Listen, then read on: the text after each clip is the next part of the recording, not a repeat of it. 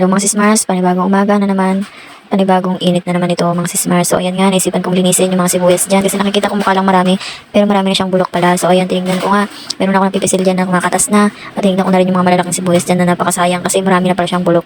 Alam mo lang matitino pero pag pinisil mo pala siya, kumakatas na at wala nang laman sa loob. So ayan nga mga sismars, nilinis ko na pati yung maliliit kasi pwedeng pang stock yan. So tinatansya ko rin kung saan ko pwedeng ilagay itong mga sibuyas na to kasi kaya ako nililinis yung part na yan kasi dyan ko ilalagay yung diban. Kasi dito sa likod is napakalamig, sa loob napakainit. So ayan, nahanapan ko nga yan ng paglalagyan niya. So nililinis ko lang para naman umayos-ayos naman at kumunti na rin yung mga kalat dito kasi napakarami rin palang kalat niyan pag nilinis mo yung sibuyas. So ayan nga, nilis-walis ko lang dyan kasi yan yung part na gilid na pinaglagyan ng sibuyas. Dyan ko ilalagay yung bangkong mahaba, yung diban. So ayan, nakita ng sobrang init nga dyan, di nga nakikita, umagos na yung pawis ko sa binti kasi ang init-init talaga. Iba na yung panahon ngayon, sobrang init. Kahit na yung hangin, talaga iba na yung dampi niya sa balat mo.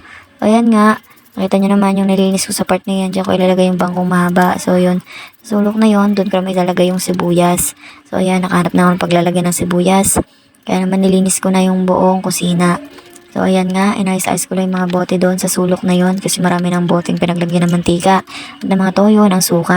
So ayun nga, dadagdag ko ngayon sa bakal bote ng babel. Ilalagay ko rin sa likod yan mga boteng mga wala ng laman. Sayang din naman, mabebenta pa yung mga yan. So ayan nga, ginilad ko lang yung bangkong yun kasi yun yung pinaglalapagan ng rice cooker.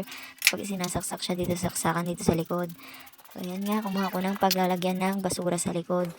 So ayun, nakita rin ako dyan ng mga kahoy, ng mga tsinelas, pinagigilid ko lang. Kunti lang naman yung kalat dito sa likod kasi lagi ko naman nawawalisan yan. Lagi rin naman nawawalisan nila dito sa likod pag sila ang nagwawalis. So yan, konti lang naman. Nilinis-linis ko lang naman yung paglalagyan talaga ng bangko dyan. Kasi nga, mahirap na talaga makahanap ng place ngayon na malamig talaga. Hindi ka rin pwede yung sa ilalim ng puno kasi pag nasikatan ka ng araw doon kahit kunti lang init-init talaga. So ayan, nakahanap ako ng place dito na pwede ilagay yung bangko doon sa likod kasi napakaraming hanit. Talaga naman, magkakatika ka pag kinagat ka sa mga gilid-gilid ng iyong mga suot. Lalo na pag sa singit ka kinagat noon ako. Talaga naman, kakamutin ko talaga ng sagad. So ayan, natapos ko na nga aking paglilinis. So satisfying naman yung aking nagawa. So marami na rin akong isinop. Hindi ko lang nakuhanan yung iba. And then, hindi ko na rin nakuhanan kung paano ko nilagay yung sibuyas doon, kung paano ko inayos yung paglalagyan.